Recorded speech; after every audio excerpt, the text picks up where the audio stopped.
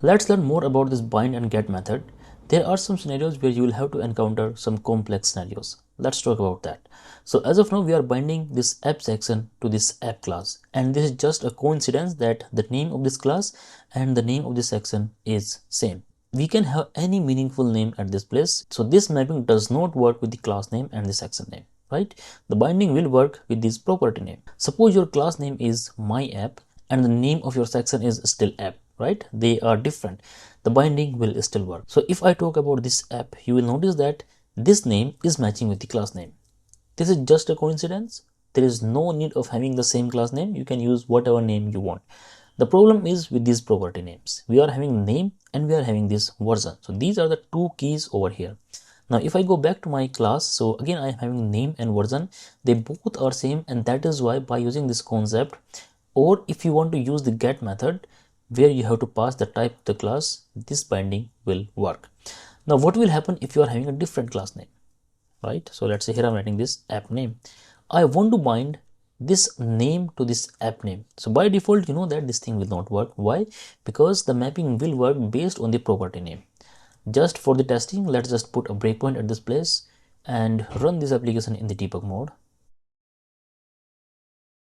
And at this place, you can notice that in this app object, as of now, we are having two properties. This app name is null. We are getting the data in this version property, but this app name is null.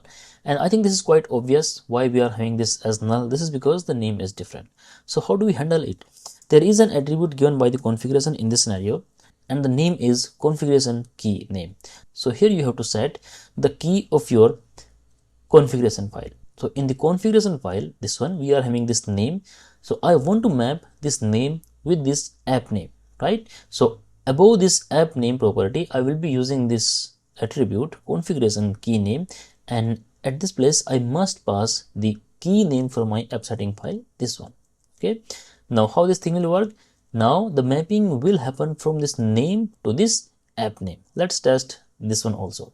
So again, I'm running this application.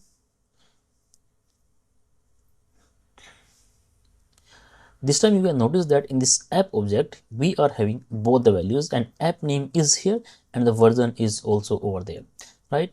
The same concept is applicable in both the methods. Either you are using get or bind. Whatever I'm teaching you in this video, all the concepts are applicable on get and the bind method. Now let's talk about if you have to bind a list at this place. Suppose this is my app setting file and I want to map this servers also. How do I map it? Let's just add the data for the first port also, like this, and this is going to be port 1. So I want to have another class, and the name of the class could be anything, but here let's do it like this, servers. And in the servers we are having two properties, name and the port. The name of the class could be anything, right? So here let's say I'm writing this app servers. Server is better because we should go with the singular one.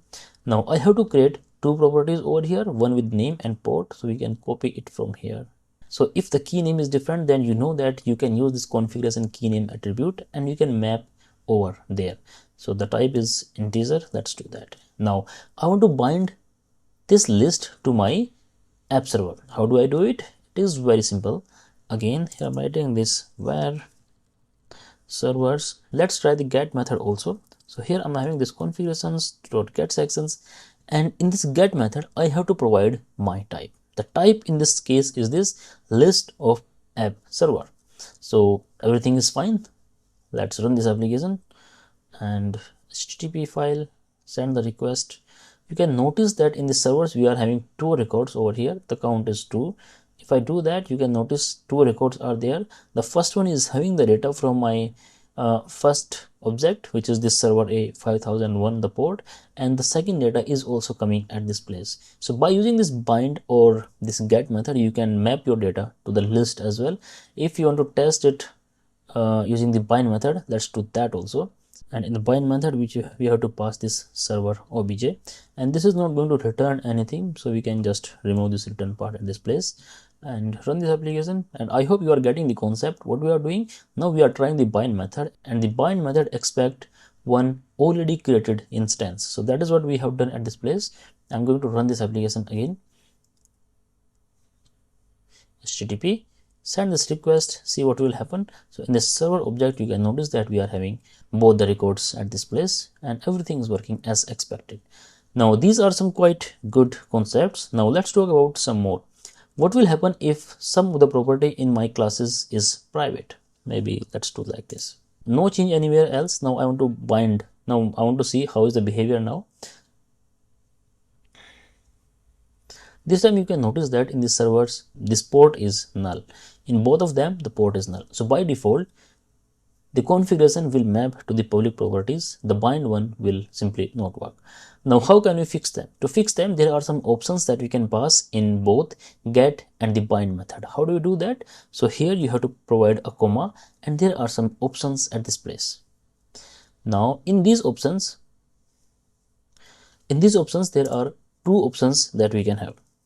Options dot error or unknown configuration. Let's learn about both of them.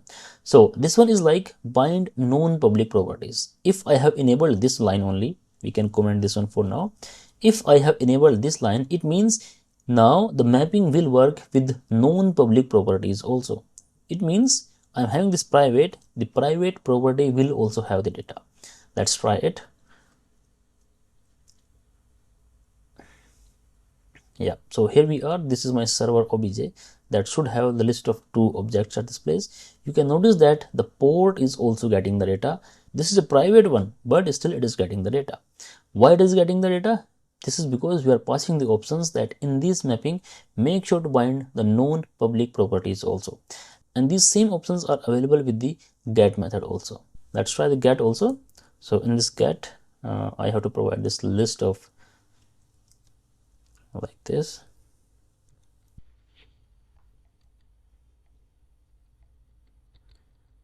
See, the get method is also having the same behavior.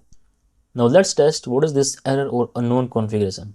If in your mapping there are some unknown configurations, then you will get an error. So remember earlier when you were using this line, you were not getting any error. But if I remove it and enable this one, then I will get an error.